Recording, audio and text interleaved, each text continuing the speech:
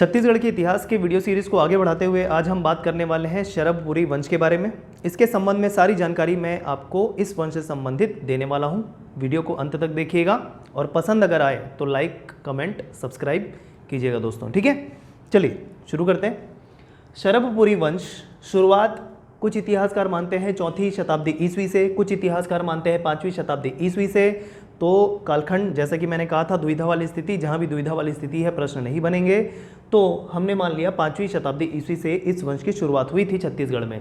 अब इस वंश को अमरार्य वंश या अमरार्य कुल के नाम से भी जाना जाता है, कुछ इतिहासकारों का मत है इसमें, ठीक है।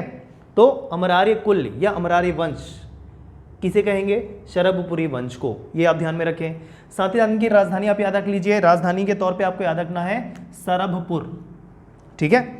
अब ये जो शरभपुर है या शरभपुरी वंश है, इसके आने वाले जो प्रथम शासक है शरभराज, इनके ही नाम पर है। क्लियर है? ठीक। अब ये जो शरभपुर है छत्तीसगढ़ का कौन सा क्षेत्र है? तो कुछ इतिहासकार मानते हैं यह छत्तीसगढ़ का सारंगढ़ वाला क्षेत्र है, ठीक है। कुछ इतिहासकार मानते हैं कि संबलपुर का क्षेत्र है। अब क्या था, पुराने समय में संबलपुर भी छत्तीसगढ़ का ही भाग था, मतलब दक्षिण कोसल का ही भाग था, ठीक है। तो इस कारण इसे अगर हम संबलपुर माने राजधानी को, तो अल्टीमेटली वो भी दक्षिण कोसल का भाग था और दक्षिण कोसल मतलब वर्तमान का छत्तीसगढ़। तो इस कारण हम इसको छत्तीसगढ़ के राजवंश, क्षेत्रीय राजवंश के रूप में पढ़ रहे हैं। लेकिन ये फिक्स नहीं है अभी भी कि ये संबलपुरी था। कुछ इतिहासकार मल्हार भी मानते हैं, मल्हार वाला क्षेत्र, ठीक है, मल्हार वाला क्षेत्र भी मानते हैं जो शरभपुर है, ठीक, इसके आसपास। तो क्लियर है आज तक, लेकिन पता नहीं एग्जैक्टली पता नहीं लगाया जा सका कि ये जो शरभपुर है ये कौन सा क्षेत्र है। क्लियर है? बस एक अनुमान के तौर पे इतिहासकारों द्वारा अलग अलग शहर को बताया गया। शासक के तौर पे, अच्छा, पहले शासक के रूप में आपको जैसे कि मैंने बताया शरभराज है संस्थापक इस वंश के। इन्हीं के नाम पे वंश का नाम और राजधानी का नाम, जहां पर ये रहते थे, नाम पड़ा शरभराज के नाम पे। अच्छा, इस वंश के जो शासक थे वो परम भागवत की उपाधि धारण करते थे, ठीक है। किसकी उपाधि? परम भागवत की। और वैष्णव धर्म को फॉलो करने वाले थे, ये भी आप ध्यान में रखिएगा, ठीक है। इनकी राज मुद्रा थी गजलक्ष्मी, ठीक, क्लियर है? ये सारे फैक्ट है, ध्यान में रखिएगा। संस्थापक के तौर पे हो गया शरभराज। अब इनके संबंध में क्या याद रखना है कि सिक्कों में इन्होंने जो अपने सिक्के चलाए उसमें संस्कृत भाषा का प्रयोग किया, ठीक। तो एक तरीके से देखिए इस वंश के बारे में कहा जाता है कि शरभपुरी वंश जो है वो संस्कृत भाषा को बढ़ावा देने वाला, साथ ही साथ ब्राह्मण जो एक तरीके से बोलना चाहिए वर्ग है, उनका भी बोलना चाहिए, क्या बोलते हैं, सपोर्ट करने वाले थे ये, ठीक है, ये वंश जो है। क्लियर? आगे बात करें शरभराज। अब हम देखने वाले क्या, सारे आने वाले शासक के बारे में, उनके संबंध में कुछ जानकारियां। अब शरभराज के पुत्र के रूप में दो आपको नाम याद रखने हैं। शरभराज के पुत्र के रूप में दो नाम याद रखने हैं, एक महेंद्र और एक नरेंद्र। क्या? एक महेंद्र और नरेंद्र। ये महेंद्र वही हैं जिसको हमने वाकटक वंश में भी देखा था, जिसको कौन हराया था? गुप्त वंश के समुद्रगुप्त ने। बात समझ में आ रही है? तो जैसा कि मैंने उस समय भी बताया था, क्या बताया था कि ये जो महेंद्र सेन है या महेंद्र नाम के शासक है, कुछ इतिहासकार मानते हैं कि ये वाकटक वंश से संबंधित है और कुछ इतिहासकार, मैंने उस समय भी बताया था, कि मानते हैं यह शरभपुरी वंश के हैं। तो यहाँ पर हमने फिर से नाम लिख लिया किनका? महेंद्र का, ठीक है। लेकिन ये वही है जिनको किसने हराया था? समुद्रगुप्त ने हराया था, ठीक। किसमें उल्लेख है? यह भी मैंने बता रखा है, प्रयाग प्रशस्ति, समुद्रगुप्त के प्रयाग प्रशस्ति अभिलेख में इनका वर्णन है। अब अगले जो शासक हैं, जो शरभराज के ही पुत्र हैं, लिखा है यहाँ पर मैंने, वो है नरेंद्र, जिनका उपनाम था भरत बल, ठीक। अब इनके संबंध में कौन कौन सा ताम्रपत्र प्राप्त हुआ है तो याद रखना है, पिपरदुला ताम्रपत्र और कुरुद ताम्रपत्र। किसके हैं? नरेंद्र के हैं। किसके पुत्र? शरभराज के पुत्र। एकदम क्लियर? अब ये जो पिपरदुला आपको ताम्रपत्र दिख रहा है, इसमें ही वर्णन किया गया है नरेंद्र के द्वारा कि ये जो नरेंद्र हैं वो किनके पुत्र हैं? शरभराज के पुत्र हैं, ऐसा उन्होंने बताया है, ठीक है। अब इस नरेंद्र के बारे में, जो शासक है नरेंद्र के बारे में, जिनको भरत बल भी कहा जा रहा है, कुछ बातें आपको ध्यान में रखनी है। वो ये है कि इनके जो सिक्के थे, ठीक, उसमें एक सील के रूप में, या ताम्रपत्र जो थे उसमें सील जो यूज किया उन्होंने, थप्पा सील, उसमें कुछ लिखा हुआ है। क्या लिखा हुआ है? खड्ग धारा जीत भुवे, खड्ग धारा जीत भुवे, इसका मतलब है तलवार की धार से सारे विश्व को जीत लेने वाला, ऐसा इन्होंने अपने बारे में लिखा है, अपने सील में लिखा हुआ है ऐसा। क्लियर है? महत्वपूर्ण ये बोल सकते वाक्य हो सकता है, किस शासक के द्वारा अपने सील में या ताम्रपत्र में या प्रयोग किया गया था, तो आपको ध्यान रखना है नरेंद्र के द्वारा। खड्ग धारा जीत भुवे, तलवार की धार से सारा विश्व जीत लेने वाला, अपने बारे में कह रहे हैं। कौन? नरेंद्र, अपने ताम्रपत्र में यूज करने वाले सील, ठप्पे में। क्लियर? मुद्रा क्या थी? अब इनकी मुद्रा देखिए, पूरे जो वंश की मुद्रा है, राज मुद्रा है, वो गजलक्ष्मी, मतलब लक्ष्मी है। अब गजलक्ष्मी भी वही, और यहां पर भी क्या लिखा हुआ है? गजाभिषिक्त लक्ष्मी। ये दोनों मुद्रा एक ही है, मतलब इसमें लक्ष्मी माता का जो है वो चिन्ह है मुद्रा में, साथ ही साथ हाथी जो है वो लक्ष्मी माता का अभिषेक कर रहे हैं, ऐसा बताया गया है, मतलब ऐसा चिन्ह अंकित है इस मुद्रा में। तो इसका मतलब वही होता है, गजाभिषिक्त लक्ष्मी, मतलब जो हाथी हैं वो लक्ष्मी माता का अभिषेक कर रहे हैं। ठीक है, तो ये मुद्रा हो गई। तो अल्टीमेटली वह मुद्रा, ये मुद्रा एक ही है। क्लियर? उपाधि जैसा कि मैंने पहले भी बताया था, परम भागवत इस वंश के शासक करते थे, लेकिन प्रॉपर हम ध्यान रखें तो नरेंद्र ने सर्वप्रथम परम भागवत की उपाधि धारण की थी। अब परम भागवत और गजलक्ष्मी एक कॉमन इस वंश के शासक के लिए हमने ध्यान में रख लिया, लेकिन सर्वप्रथम परम भागवत की जो उपाधि धारण की वो किसने की? नरेंद्र ने। ऐसा भी आप ध्यान रखेंगे इस वंश के संबंध में। क्लियर? एक और इनकी आदत थी कि अपने नाम के आगे महा लगाते थे। क्या लगाते थे? महा, देखेंगे आगे। ठीक है, अपने नाम के आगे महा लगा लेते थे ये। ठीक है, तो ये हो गया क्या? नरेंद्र के बारे में जानकारी। आगे बढ़े, अगले राजा प्रसन्न मात्र। अब ये प्रसन्न मात्र का संबंध नरेंद्र से, महेंद्र से या शराब राज से किस प्रकार था, ये कहीं भी वर्णन नहीं है, तो एक अलग एक बोलना चाहिए। अगले शासक के रूप में हमको ध्यान में रखना है प्रसन्न मात्र, जिनका उपरोक्त जो शासक थे उनसे क्या संबंध था, कहीं साक्ष्य नहीं है। तो प्रसन्न मात्र के संबंध में आपको ध्यान रखना है कि सोने का सिक्का इन्होंने चलाया, सोने और चांदी दोनों का सिक्का चलाया। तो सोने का सिक्का हमने हाईलाइट कर लिया है, और 116 से भी अधिक प्रसन्न मात्र के सिक्के प्राप्त हुए हैं, ये आप ध्यान रखेंगे। सोना चांदी दोनों का सिक्का चलाया। अब उस सिक्के में किसका किसका चिन्ह अंकित था, तो देखिए गरुड़, शंख, चक्र, ये सारे अंकित थे। गरुड़, शंख और चक्र, ये सारे जो चिन्ह हैं ये अंकित थे प्रसन्न मात्र के सिक्कों पर। अब ये प्रसन्न मात्र ने, ये जो शासक थे, इन्होंने एक शहर बसाया जिनका नाम था प्रसन्नपुर शहर, अपने ही नाम में प्रसन्नपुर, प्रसन्न मात्र से प्रसन्नपुर शहर बसाया, जो निडिला नदी के तट पर था। अब ये वर्तमान में क्या है, तो निडिला नदी को लीलागर नदी माना जा रहा है इतिहासकार के द्वारा, और ये जो प्रसन्नपुर शहर था यह वर्तमान का मल्हार शहर ऐसा है माना जाता है। एकदम क्लियर? किसके संबंध में? प्रसन्न मात्र के संबंध में आपको ध्यान में रखना है। अब इस प्रसन्न मात्र के दो पुत्र हुए, यहाँ पर लिखा है दो पुत्र हुए, एक जयराज, जिसके आगे आप महा लगा सकते हैं चाहे तो, जैसे कि मैंने कहा था, ठीक, महाजयराज या जयराज, और महादुर्गराज मानमात्र।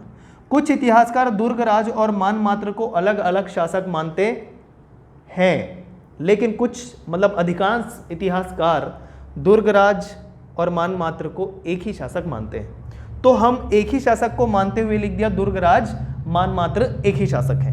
क्लियर? तो प्रसन्न मात्र के दो पुत्र, एक जयराज और एक दुर्गराज मानमात्र। अब प्रसन्न मात्र के पुत्र के बारे में किसमें जानकारी मिलती है? जयराज के अमगोरा प्लेट में, पत्र में, अमगोरा पत्र में। ये अमगोरा पत्र किसका है? जयराज का। तो जयराज के अमगोरा प्लेट में या पत्र में प्रसन्न मात्र के पुत्र के बारे में जानकारी मिलती है। एकदम क्लियर? जयराज के संबंध में आपको ध्यान में रखना है बात, और वो ये है कि इनका ताम्रपत्र मल्हार से प्राप्त हुआ है। ठीक, ताम्रपत्र मल्हार से प्राप्त हुआ है, और साथ ही साथ एक राज्यग्राम नाम का गांव था। राज्यग्राम नाम का एक गांव था जिसको जयराज ने विष्णु स्वामी नामक ब्राह्मण को दान में दे दिया। राज्यग्राम गांव का नाम, जिसको दान में किसने दिया? जयराज ने। किसको? विष्णु स्वामी नामक ब्राह्मण को दान में दे दिया। ये जयराज के संबंध में। अब जयराज की कोई संतान नहीं थी, ध्यान रखिए मैं क्या बोल रहा हूं, जयराज की कोई संतान नहीं थी। तो जयराज के भाई कौन हुए? जयराज के भाई कौन हुए? जयराज के भाई हुए दुर्गराज मानमात्र। तो अब शासन जो है किनको प्राप्त हो गया? दुर्गराज मानमात्र को। ठीक, और ऐसा माना जाता है इतिहासकार के द्वारा, चूंकि नाम है दुर्गराज मानमात्र, तो दुर्ग शहर की स्थापना इसी शासक के नाम पर हुई थी। लेकिन कुछ इतिहासकार मानते हैं कि दुर्ग शहर का जो संबंध है वो शिव दुर्ग नामक शासक से है, इनसे नहीं है। एकदम क्लियर? आगे बढ़े, ये हो गया इतना, आगे बढ़ते हैं। अब ये जो महासुदेव राज अगले शासक मिल रहे हैं, ये जो है, ये महासुदेव राज जो है, ये दुर्ग राज मानमात्र के पुत्र हैं। महासुदेव राज मानमात्र के पुत्र हैं और कहा जाए कि प्रसन्न मात्र के क्या है पौत्र हैं। ये जो है पौत्र हैं, मतलब बोलना चाहिए कि इनके दादा जो हैं वो कौन है? प्रसन्न मात्र, और इनके पिताजी कौन है? मानमात्र। एकदम क्लियर? ठीक।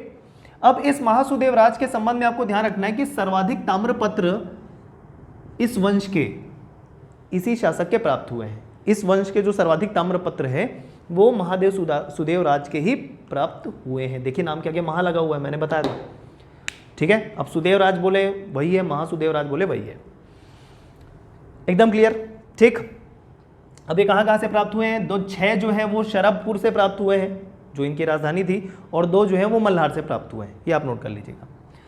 अब इस महासुदेव राज को यह भी माना जाता है कि इन्होंने अपना एक दूसरा शहर बसाया था एक सिक्योरिटी पर्पस से, कि कहीं अगर शरभपुर में अटैक हो जाए। अब वैसे तो इनका शासन आरंग में था। कहाँ था इनका शासन? आरंग में था, आरंग क्षेत्र में। तो आरंग क्षेत्र में अगर आक्रमण हो जाए, कभी मान लो ऐसा हो गया, स्थिति आ गई, तो उस आरंग से बच के निकलने के लिए एक और शहर होना चाहिए। इस संबंध में महासुदेव राज ने सिरपुर नामक शहर बसाया। तो इस तरीके से महासुदेव राज को सिरपुर का भी संस्थापक कहा जाता है। एकदम क्लियर? अब इसके संबंध में और ध्यान में रखना है कि महासमुंद और कौवाताल अभिलेख में जो किसका है? महासुदेव राज का ही है। कौन सा अभिलेख? महासमुंद और कौवाताल अभिलेख में इंद्रबल राज का वर्णन है। ये इंद्रबल राज कौन होने वाले हैं हमको पता चलेगा पांडुवंश, लेकिन फिर भी सुन लीजिए, ये जो इंद्रबल राज है यह शरभपुरी वंश के सामंत थे, ठीक, रक्षक थे, सैनिक थे, जो आगे चल के इस वंश पे कब्जा कर लेंगे, मतलब इस वंश को हटा देंगे, शरभपुरी वंश को हटा देंगे और पांडु वंश की स्थापना करने वाले हैं। कौन? इंद्रबल राज, संस्थापक किसके? पांडु वंश के। आगे आएगा। क्लियर? किस नाम से? सर्वाधिकरणाधिकृत इंद्रबल राज का वर्णन है कौवाताल अभिलेख या महासमुंद अभिलेख में, जो किसका है? महासुदेव राज का। क्लियर? आगे बढ़े। अगले शासक के रूप में आपको याद रखना है प्रवर राज। अब प्रवर राज ने क्या किया? बहुत ज्यादा महत्वपूर्ण है। अभी तक राजधानी क्या चल रही थी? अभी तक राजधानी चल रही थी क्या? शरभपुर। लेकिन अब प्रवर राज जो अगले शासक होंगे किसके बाद आएंगे? महासुदेव राज के। अब इनका संबंध क्या है?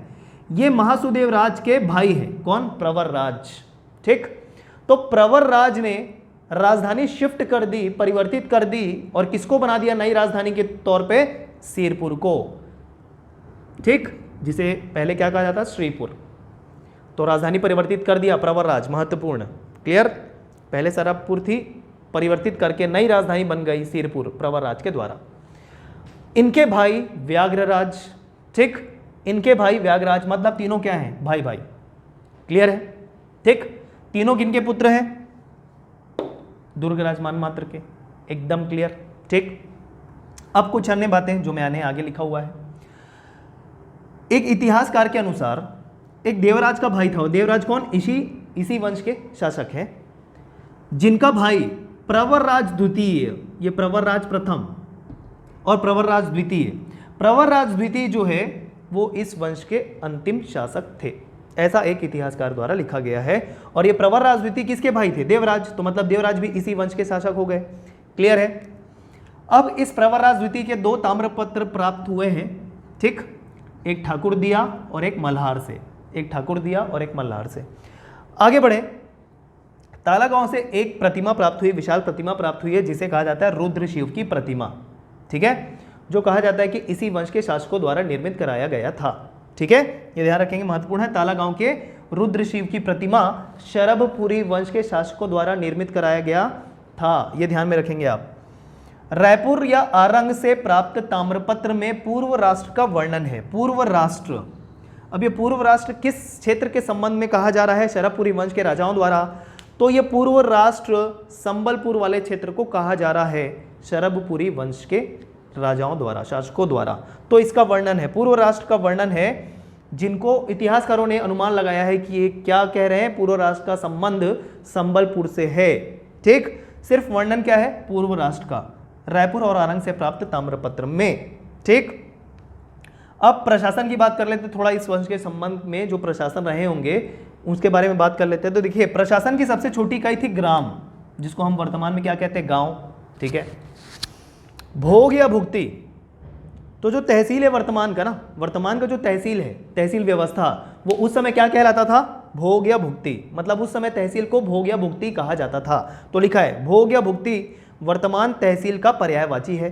ठीक, साथ ही साथ आहार वर्तमान जिला का पर्यायवाची है। आज हम जिसको जिला बोलते हैं वो उस समय क्या कहते थे, आहार कहते थे। एकदम क्लियर है। तो ये सारी बातें मैंने बता दी है, सारे शासक के बारे में बता दिया है, शरभपुरी वंश के संबंध में सारी बातें महत्वपूर्ण है दोस्तों। ठीक है, तो ठीक है, अगले वीडियो में हम बात करेंगे अगले राजवंश की जो छत्तीसगढ़ से संबंध है, और उनका नाम है पांडु वंश या सोम वंश। ठीक है, इसी को प्रतिस्थापित करेंगे। ठीक, और आ जाएंगे पांडु वंश। बताया था मैंने, इंद्रबल इस वंश के शासक, अंतिम शासक को हटा देने वाले हैं और पांडु वंश की स्थापना करने वाले हैं। तो कहाँ पर करेंगे, अब आप सोचिए। सिरपुर राजधानी चल रही है वर्तमान में, मतलब अंतिम राजधानी शरभपुरी वंश की क्या, सिरपुर। अब इस सिरपुर में ही इंद्रबल पांडु वंश की स्थापना करने वाले हैं। तो क्या कहा जाता है, वो सिरपुर के पांडु वंश या सोमवंश कहे जाते हैं। ठीक है, तो ये हमारा अगला राजवंश होगा अगले वीडियो में। चले मिलते हैं, धन्यवाद।